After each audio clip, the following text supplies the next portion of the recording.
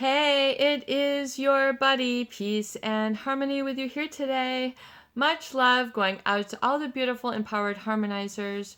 We are zooming in and focusing in on a great viewer question that talks about really, ridiculous hovers. When they try to keep coming back, subjecting you to abuse, putting you in awkward situations, ruining, what could be your finest or happiest moments.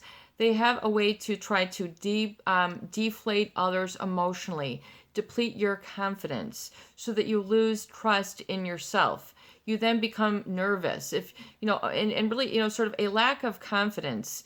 If you are really to understand it, why do people, sort of lose confidence and then subject themselves to repeated incidents with sort of these angry narcissists, or sort of the way that they seek to overpower and sort of emotionally bully you, is to really know that you need to stop playing that game. The emotional bully, oftentimes, which is the narcissist and the psychopath. If we really get into the more severe end of the spectrum, is to understand that they have really an insatiable need for power and control, which gives them sort of a foundation oftentimes of anger, narcissistic anger, or what you might call narcissistic rage. And so they have sort of treated you less than, treated you as if you are an obstacle or you're just sort of in their way. That's really how a narcissist or a psychopath will perceive others if you're not going to play their game of sort of keeping in a fractured state for the sake of them. They want others to be fractured. They seek this sort of utilization of oftentimes the very potent emotions of anger, hostility, or aggression to promulgate fear. So it's very difficult to simultaneously experience fear and love at the same time. Very much try to do it. If you try to do that, you'll understand the trauma bond, which is you're trying to blend love and fear. And you're trying to simultaneously, mix a couple of emotions that, in my feeling, it's very difficult for, to live in that simultaneous mechanism. The narcissist will always sort of promulgate fear that, that things are not enough. You are not enough. This is not good enough. Just sort of this constant insatiable need where you feel just like maybe a discontent, or they are maybe reflecting and projecting a discontent with you, which people then absorb and feel that they are the cause then of other people's anger. They're cause of this person's aggression and hostility, which could not be further from the truth. But the narcissist or psychopath will reinforce that dynamic if it serves them, if it elevates them. Remember, they will treat others essentially as stepping stones, building blocks to pursue and elevate them to whatever it is that they want. It oftentimes is in the absence of love where they are going. It's all about them. It's all about more. It's about being better than, it's being about above, and it's really truly about being unfair, which really is creates a very difficult, I would say, position and awkward place for a lot of people. And so this creates, the stress, which then you can become addicted to. You can then feel that this is your everyday normal existence, that it's never going to change. This energy, this dynamic, this experience of life and relationships becomes very fear-based. You're then driven or run by fear. Fear is running the show. I am not good enough is running the show. I don't have enough is running the show. Poverty thinking, low self-esteem is running the show. But yet there's other parts of the show that have been validated by the abuser. So wouldn't it be good to get more of that? So oftentimes people then endure more of the negativity and then have a difficult time letting go and overcoming that type of dynamic of being set up in an abusive relationship where here I go again, here we go again. It's the same thing. It's because you're in that same dimension. You're in that same level of awareness of being in that relationship. You have actively engaged or brought it to that culmination, to that point. And it doesn't mean that People, this, it's not that they have made you feel this way. They have treated you this way, and then this is how you feel. So oftentimes if you are then able to cater to their perception and then say, you're right, negating myself, then people then live under that self-esteem and really what I think psychologists call as negative validation. You feel defined by what you are afraid of. You're and this really wreaks havoc with a lot of people's mental health. They become very unhappy. They become very sensitive or, very overwhelmed or burdened by this.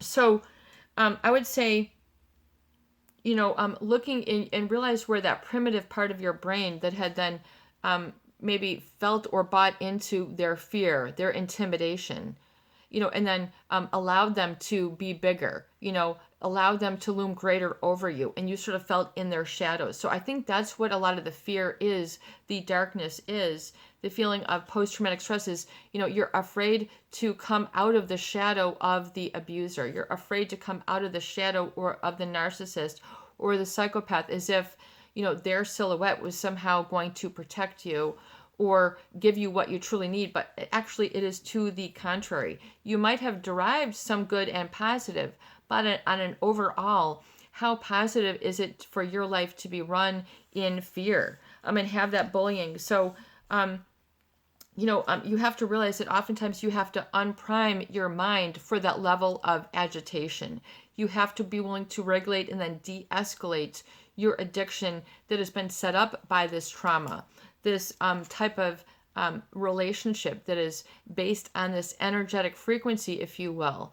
Understanding, that climate, that how you feel, that has been reinforced and that you felt powerless to overcome or powerless to change in that moment. But now that you have time and distance, you need to be able to see it and own it and see through the lenses clearly and say, I've seen what I've seen, I've felt what I felt, I know what I know. And even if others want to deny this, I don't have to agree to live in denial.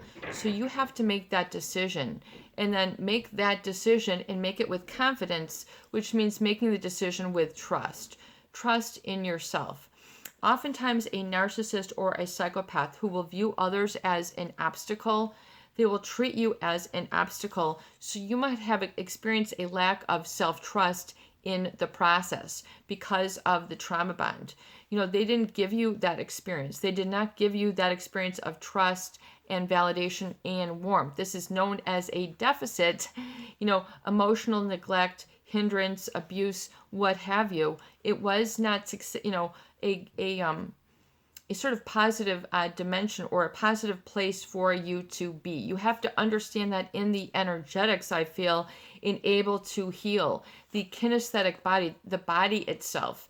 So you have to kind of get back and be able to settle in to a place where there is not this pressure to conform to the needs, fantasies, or delusions or false expectations that are set up for you from a narcissist relationship that keeps you in an abusive or negating relationship. And it's the ability to see it for what it is, painful as it may be, vast consequences as it may be. It is what it is. But oftentimes people, as part of the trauma bond, I'd say they keep the emotional habit of denial in place, meaning denial that they are not good enough, meaning that they're, that they deserve this abuse or they are always, going to be in this damaged state. But if you go and surround yourself with other abusive people, then you're going to have more of the same. It's just, you're going to say, well, why isn't this changing? You have to realize that there are different nucleus or groups of people that are defacing, abusive, in this way, and they'll project their shortcomings onto you. This is just who they are. They will see negative traits in you that do not exist. They'll project insecurities on you that are not yours. This is known as, taking on other people or absorbing other people's negativity and playing their game. They will, false accusations, you this, you that, and, they'll put words in your mouth, ideas in your head that aren't true and are not based in your reality. So people then become caught up in defending and justifying themselves. But the narcissist does not hear or see this. All they see is what they desire. They do not allow that empathy. There is not this fairness, justice, and balance. There's always going to be this imbalance, and this is just how they operate. Whether you can consider it a combativeness, whether you call it a desire for fighting.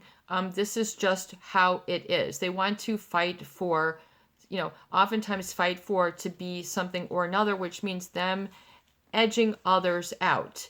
This is just what they do. And if you have been sort of, treated this way, realize that, that is disrespect. That is abuse.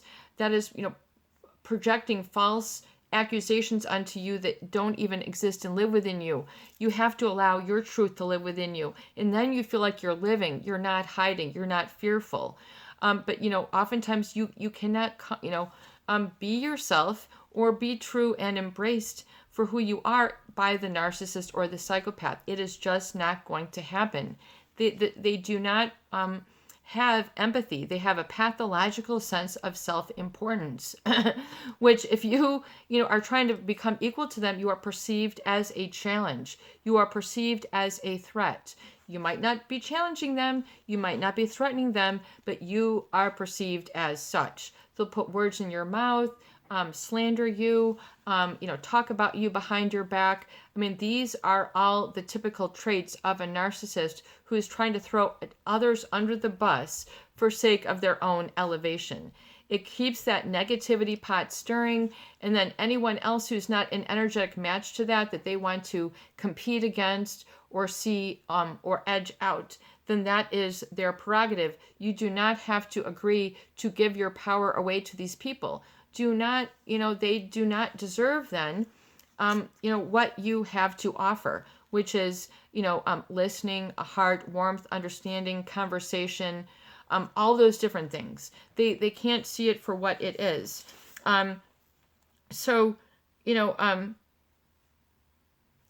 The arguing, I say, would also, if you're going through the devaluing and the discarding and you have made errors, then you are going to have, some flawed, erroneous thinking in part of that trauma bond attention, meaning that, regular being in, being in an absence of fear for yourself might feel like a wrong place to be, or you don't deserve to be happy. You don't deserve to laugh. You don't deserve to experience joy or healthy relationships. Or maybe you feel that you don't know how. You've been so steeped in this. So do not lean into the anger of others. Do not get drenched in their combativeness. Do not get overwhelmed. Do not give yourself over to that. Retain yourself. Retain your dignity. Retain your I am. That is, that you have an inalienable connection to within yourself. But you have to reclaim that and not feel guilty or fearful for claiming your happiness, because oftentimes before, if you had experienced this, you might have been shut down or, thrown under the bus instead, or criticized just for your space of being, for your very being. That is in and of itself you were made the object of contempt. You were made the object of scorn.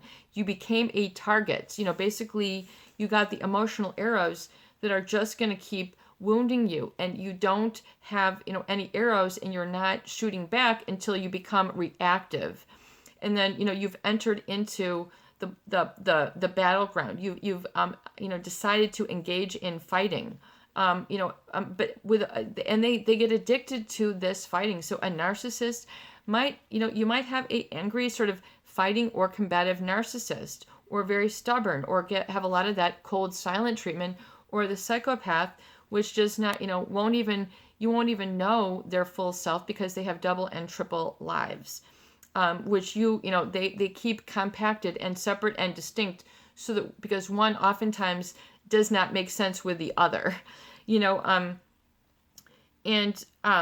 So, you might have, unconsciously been pushed around and feel difficulty standing your ground or owning your I am in a neutral, strong I am sense of self that wasn't based on fear.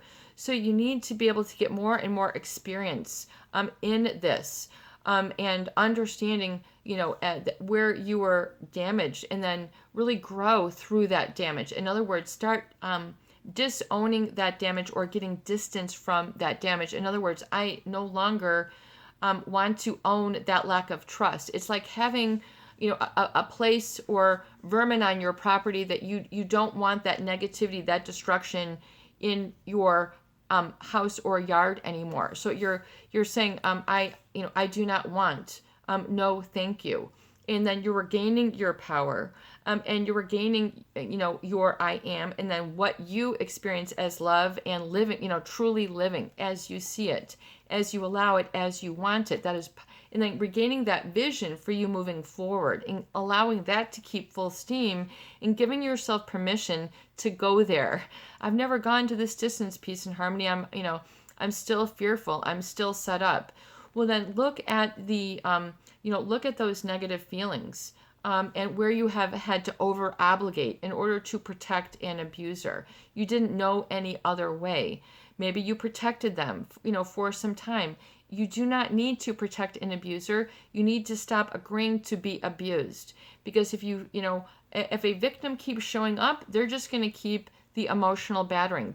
This is just, whatever it is, with a lack of empathy connected with a person with empathy, oftentimes that creates an incompatibility.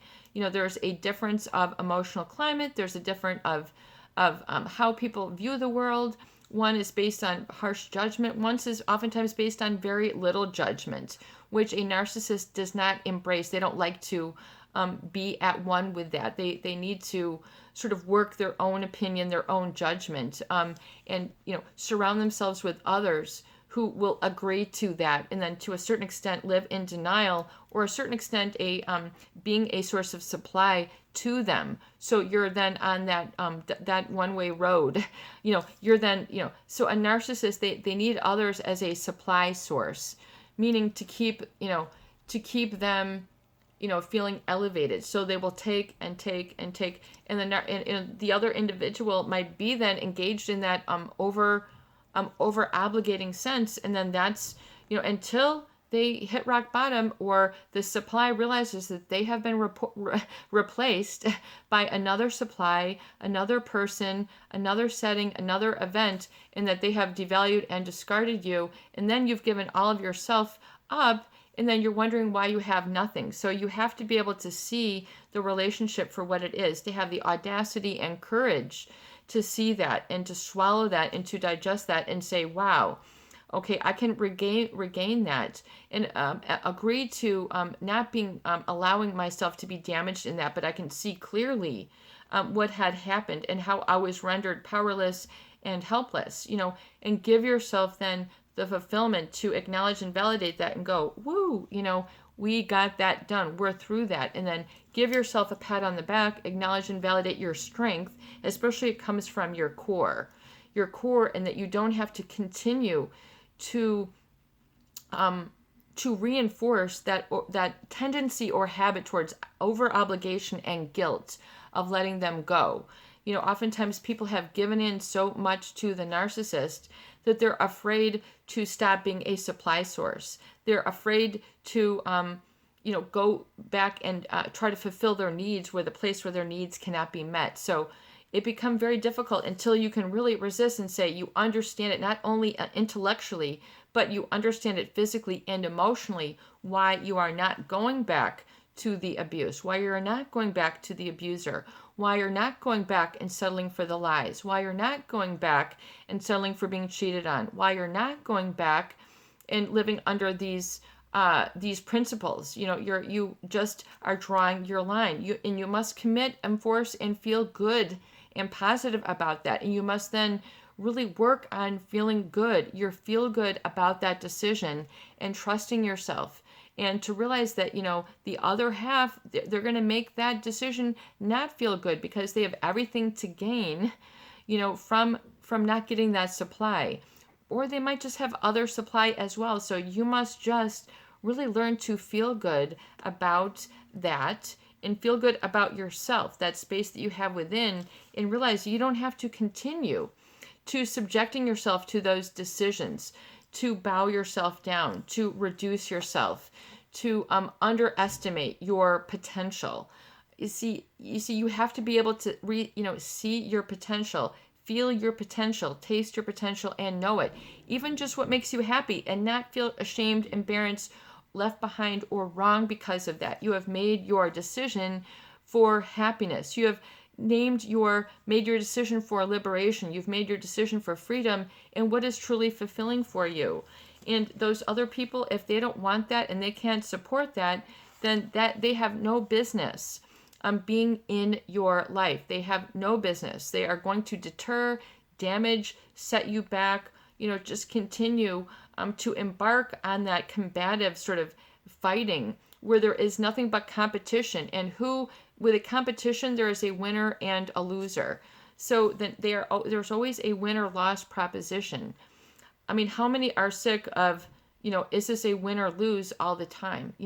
So get off of that and realize that you have sort of an ongoing sense of win within yourself. That is self-esteem.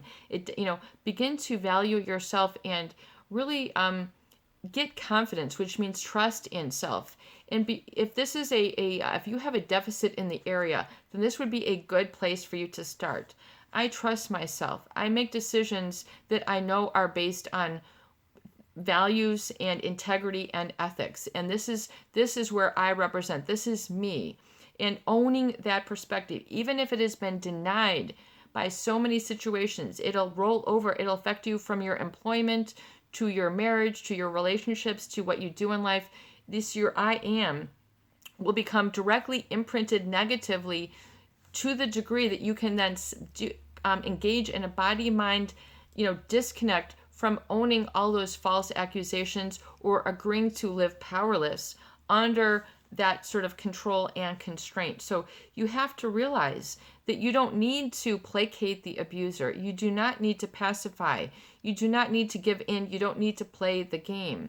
It is okay to be liberated. You are okay, and you are strong enough and free enough to make the positive decision and make it solid, and then begin to go in that positive, orderly direction, thinking, feeling, behaving, and becoming, whatever that means and is for you, as you see fit, as your vision determines it. And imagination is manifestation. So you really have to get back to that drawing board, and for yourself, and allow yourself to really declare what is number one for you. And that might be sort of accepting the fact that you are a good person and you deserve to surround yourself with people, situations, and events that are supportive and contain empathy in nature, which aren't designed to engage in an ulterior agenda, which is, it's too gamey, it's too unfriendly, it's very combative. There's a winner and a loser. And that's how the narcissist wants it. They can oftentimes not acknowledge and validate or make others an equal, because to do so would negate their desire to be better than. So it's the psychopath, their ability to just get and do whatever they want without recourse to consequences. They have no remorse or regret. They will hurt and exploit others, and they will not feel that they have done anything wrong because they have a lack of conscience. So it's like having a car with no speedometer. You don't ever know how far how fast the car is going. A psychopath, excuse me one moment. They do not have a conscience. So it is like a car that does not have a speedometer. So they can go as far, they don't know. I mean, so you're trying to, if you feel like you've been defeated, it's because you're trying to complete an inhuman act. This is the source of pain, and so you have to be willing to see inadequacies or shortcomings or weaknesses in others for what they are and how they've, hurt you, and allow them just to be, and forgive them and let them go in love and light, and just contain that light and that positivity and that presence within, that then can see abuse when it's coming and is able to stand in its strength and be able to see exactly for what it is. So it's like being able to see clearly now when the rain is gone. You're given your sight again. You go, wow, that is where my boundaries are. This is where they got knocked down, almost like a fence that get plowed over by a herd of sheep or something that just got walked over. So you had been walked over before. You were not defined. You were not able to communicate in alignment and resonance with your body, mind, and spirit. You weren't allowed. The climate was not hospitable for that. So now you have to realize you create the environment within to as to your discretion. How do you want it to feel? How do you want it to look?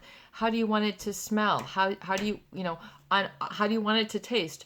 All these things need to be under your discretion and under your control, and not shared with those people who are abusive, because they will do nothing to appreciate it. They will do nothing to acknowledge and validate it. If anything, they are operating then out of the jealousy. That is, competition oftentimes is based on a jealousy or envy.